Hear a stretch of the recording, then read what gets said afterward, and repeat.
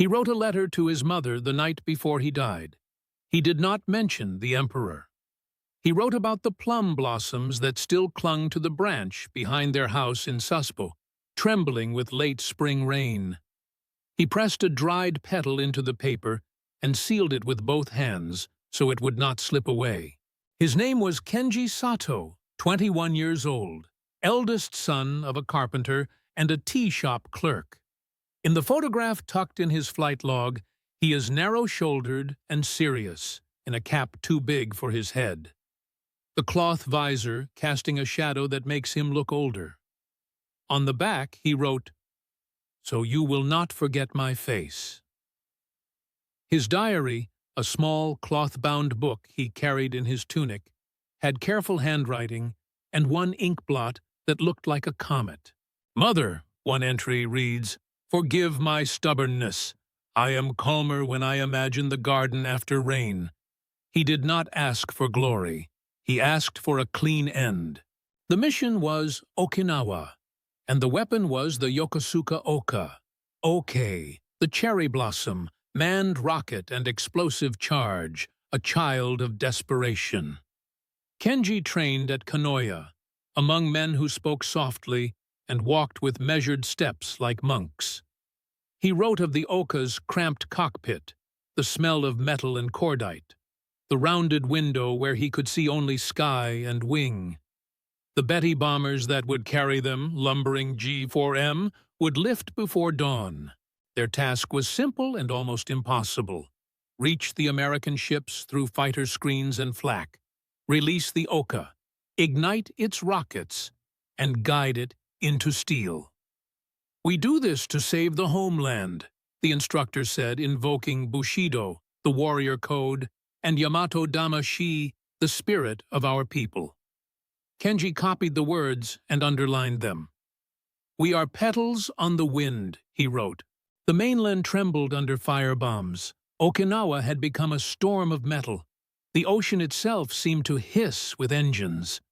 From within their world, the logic was not madness. It grew from hunger and from a code that did not bend.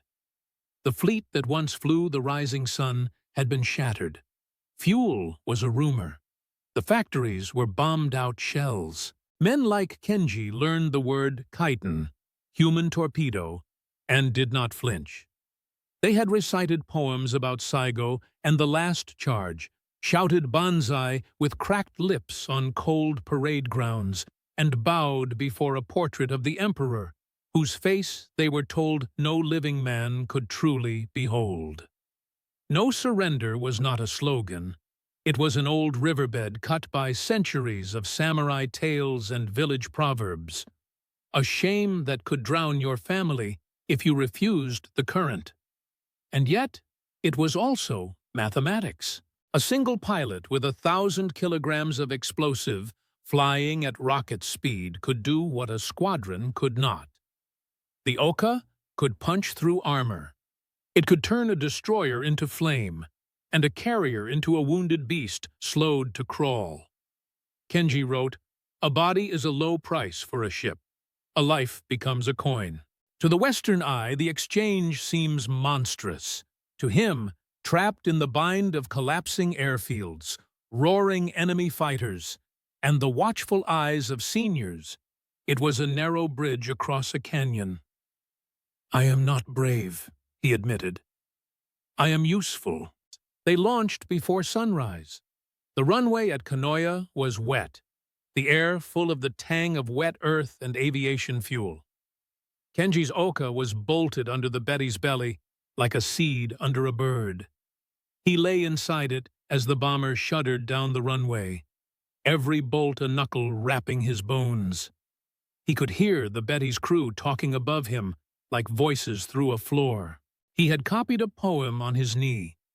On this one road, no thought of going back, and the autumn wind. He whispered it while the Betty climbed. Americans painted the sky with motors. It felt that way when the first contrails appeared, pale scars sweeping down. "Large swarm, altitude high," someone said above, in a slow Kyushu dialect that made Kenji think of his grandfather. Tracer fire wrote orange dashes around the Betty's wingtips. The American fighters, he would learn their names later, Hellcats and Corsairs, sliced through fast and heavy. In his porthole of glass, all Kenji could see was a white belly crossing his circle of sky. Then a sudden tilt as the Betty rolled. The Betty that carried a fellow student, Shoji, burst into a brief, unbelievable flower, flames spinning out like silk. Kenji had never heard men scream like that. It was not rage or courage, it was the sound of lungs catching fire. The smell of burned lacquer leaked into his cockpit. In the cramped, sweltering space, he tasted fear as a metal film on his tongue, felt the leather of his helmet stick to his scalp. He wrote later, in a shaky line, "I did not think of Bushido. I thought of the river behind our house." Fuel was scarce. The Americans had brought waves. Their picket destroyers had radar. Their flak rose like iron bamboo. The plan, reach the line, drop, rocket in, felt thin as paper. A Betty above caught a shell that folded it open. Men fell like black seeds. Kenji felt the ship grunt with each new hole. The navigator's voice broke. "Prepare to release." He felt the sudden lightness. The clamps were gone. Then the world shook. A bolt of acceleration pinned him as he fired the rockets. The Oka leapt like a live thing. The ocean turned to a blue streak. The horizon vanished. In that instant, his fear thinned to a clear thread. The target, a destroyer trimmed with waves, its gun mounts spitting black puffs. Flak burst around his nose in petals of smoke. His window crazed with hairline cracks. He saw faces. Did he? Or was it hats and shapes? A spray of seawater took his breath away, though he breathed on a tube. Inside his chest, heat pooled. Not from courage, from the burning cordite and the hot, small room.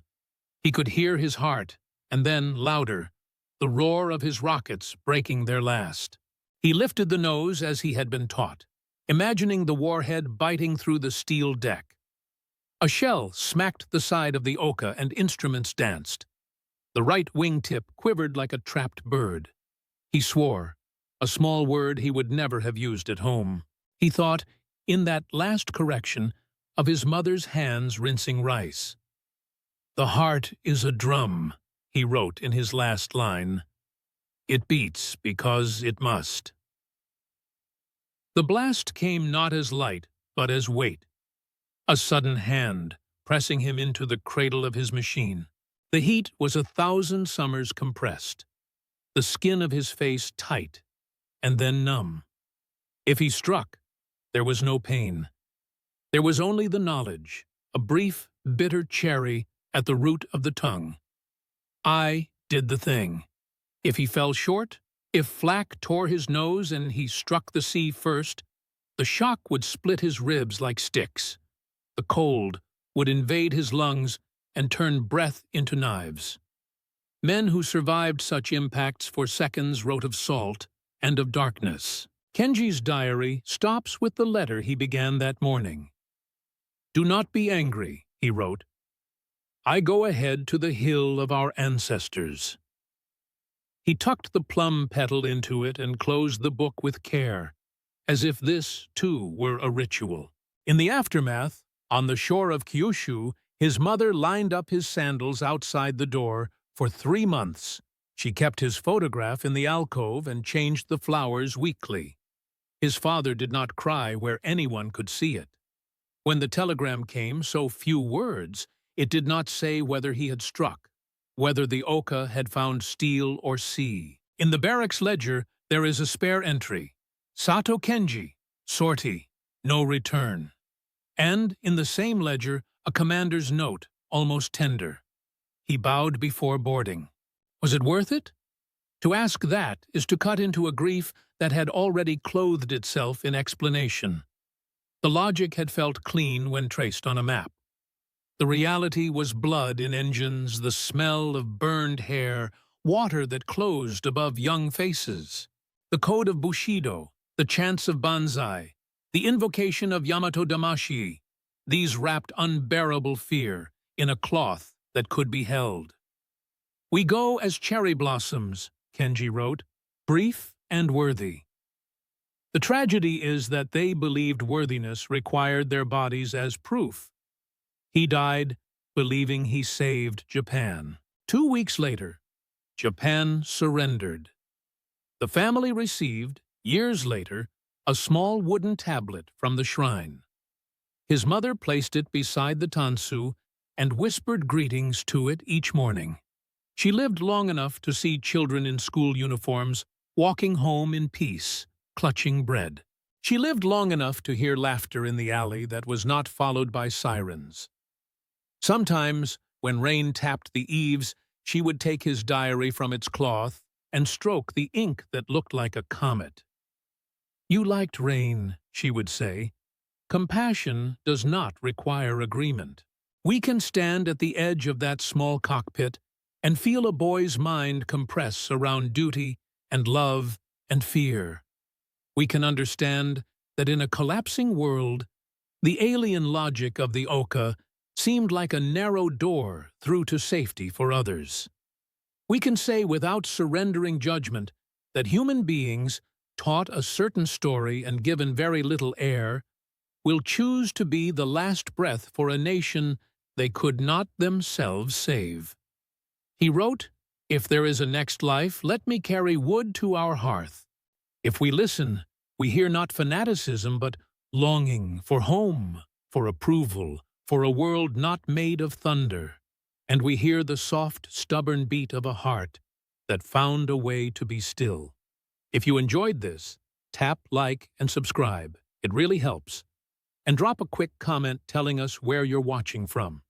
The United States, the United Kingdom, Canada, Australia, or anywhere else in the world. Your reply helps the video reach more people just like you.